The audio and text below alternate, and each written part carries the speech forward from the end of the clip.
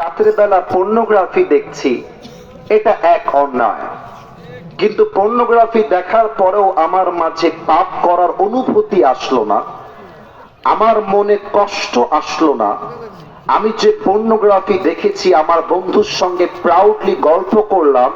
Pornography দেখা এক অন্যায়, আবার এই অন্যায়কে হাসি মুখে অপরকে বলা, এটা আরো বড় অন্যায়। আমার কোনো মেয়ের সাথে অবৈধ সম্পর্ক আছে, হারাম কোনো রিলেশনশিপ আছে, এটা একটা অন্যায়।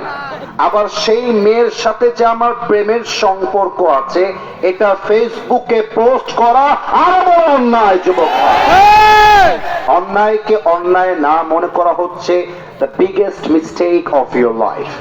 এই জন্য আমরা জানবো যে আমাদের জীবনের সবচেয়ে বড় ভুলটা আসলে কি।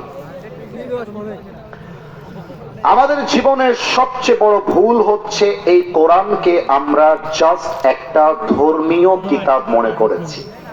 এটা শুধুমাত্র একটা ধর্মীয় কিতাব নয়, it's a complete code of life.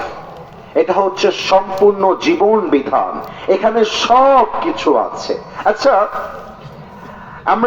আমি নিজে বাইবেল একটু পড়েছি, বাইবেল, জিন্দাবিস্তা, মহাভারত, ত্রিপিটক।